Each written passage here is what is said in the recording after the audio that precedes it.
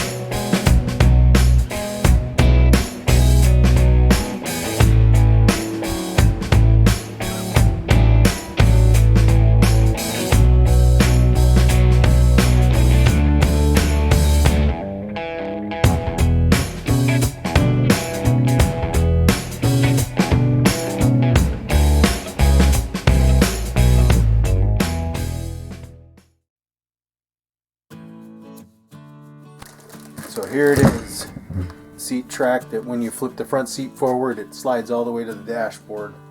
This came out of a 1989 Bronco II. Lucky to find it, but some of the components you're going to want to make sure you get. All the bolts that hold the seat to the track itself, and then if you need them as extras, the bolts that hold the seat to the track to the floor. But at any rate, this thing seems to be in really good shape. I tried it out before I took it apart. Some other things that you're going to want to make sure you get is the seat back release. So that's the seat back release here. This arm here goes into this bottom hole here, so that when the seat flips forward, it disengages the clips on the track itself and lets the track slide forward. We'll blow this guy out with some air really well, clean out the spots where we can, and then we'll lube him up with some PB Blaster to make sure that all of the rusty components are still moving pretty good.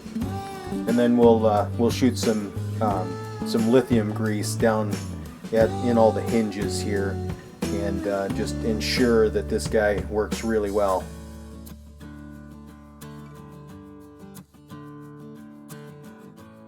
The tracks themselves are in really good shape. We're going to clean some of the crusties out of here and then lube them up really well.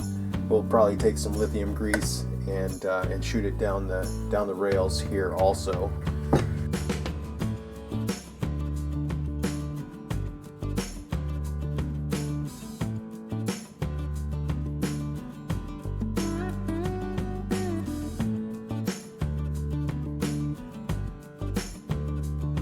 While it's sitting here soaking, let's go yank the passenger seat out of the Bronco.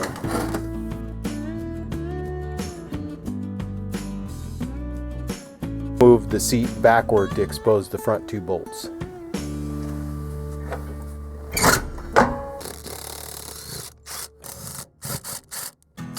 Now pull the seat forward so you can expose the rear two 13mm bolts, as well as the seatbelt anchor.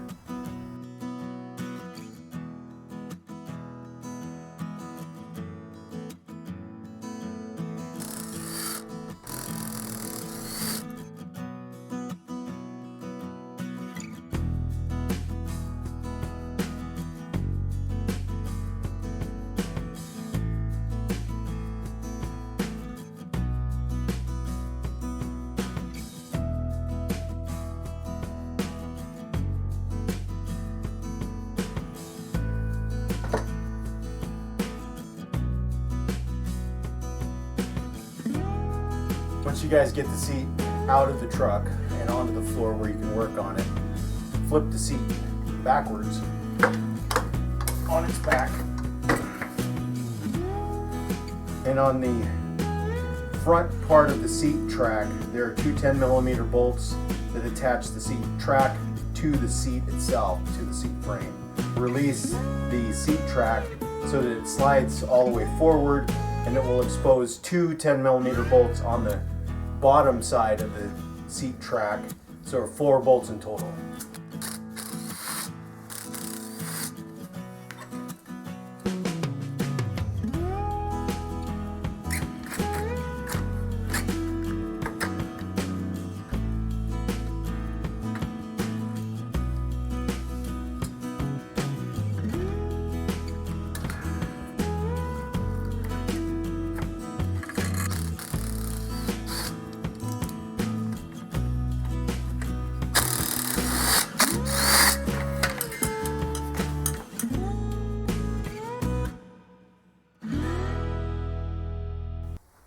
Because the new seat track is focused on this hinge point right here, we need to focus on this area, take this hinge apart, because there's new hardware that needs to go in this corner specifically that, that has the release levers and then has the linkage arms that go to the seat track to release all of the mechanism so that the whole seat will slide forward.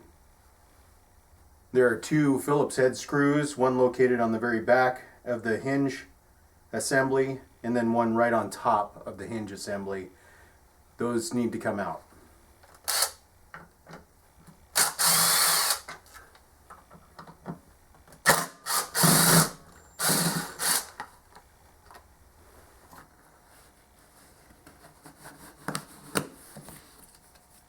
Once you get them started, then you can just it'll work itself out. Once disconnected, pull the seat fabric up over the back of the seat itself.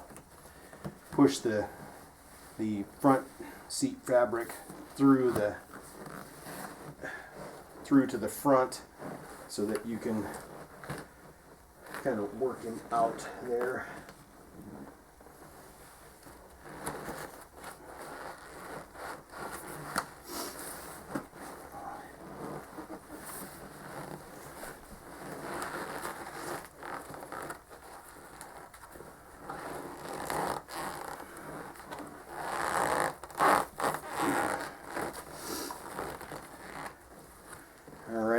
So we've got both of them exposed.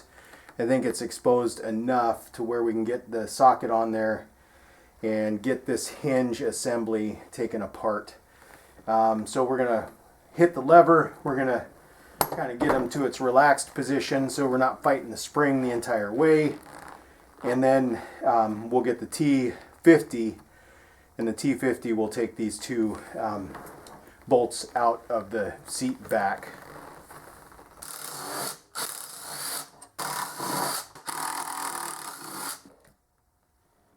Oh, we found a quarter and some nastiness in here. That's nice. Clean that out of there. So now we want to go back with the new hinge assembly.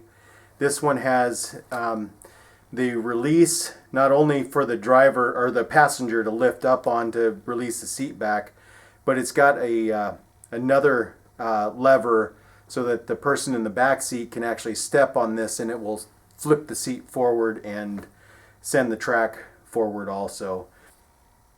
So we're going to install the new seat hinge in the reverse order we took the old hinge apart. We're going to start with the seat back. We're going to put the small T45 bolt in the lower hole, and in the very top hole we're going to put the shoulder bolt that will align the whole hinge on the seat back. And then we'll put the 2 13mm bolts in the big holes on the bottom.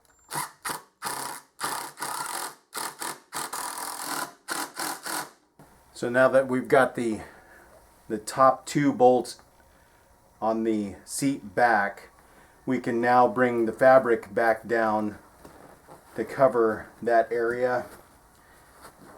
Make sure all the padding and everything kind of goes back around. We can reattach it just by pinching the 2 pieces of fabric together, and then we'll lock in and hold it right there. Align the two big holes for the 13mm bolts that run down through it.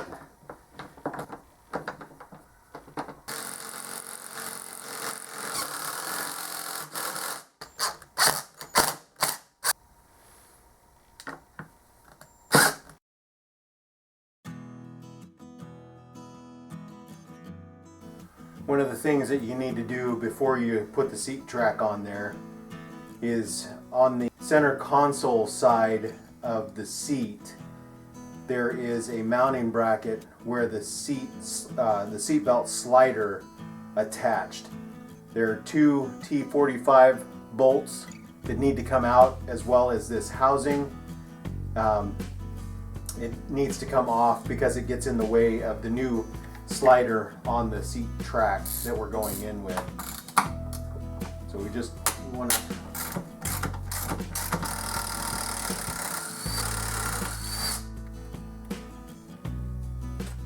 once you get the bracket off, then you can go back in and just put the bolts back in those holes and it'll hold the fabric down. Place your seat on its back on the floor. Then bring your track up to it, exposing the front mounting bolts first. Line up those bolt holes with the seat housing. Install the bolts with your fingers so you don't cross thread them. Your socket, and you can drive it home.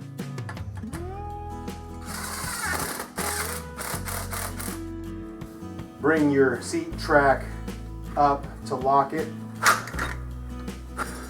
We turn the seat upside down and stuck it on the bench so that we have something to push against when we push down on the seat track to drive the bolts home.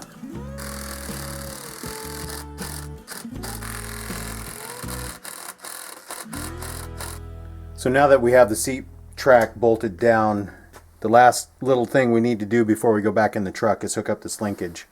So this little black clip that I have on here, I took off of the original vehicle. But what happens here is the nose of this slides into this, this bracket here, like that. And then the L shape, or the hook of it, slides into that hole, and then the clip flips over the top of the rod itself, and then you just push down on the rod and now it's locked into place. It won't come out. So this is what when the person in the rear steps on this to flip the seat back forward, it'll flip the seat back forward and then slide the entire track forward. That's what that bracket is all about. So now that we have everything put back together, we're going to take the seat out and we're going to put it back in the truck the way it came out. 4 bolts to hold the seat to the truck, and then the seat belt track assembly with the T50 on it. We'll bolt that in for the seat belt, and then we'll try them out, see what happens.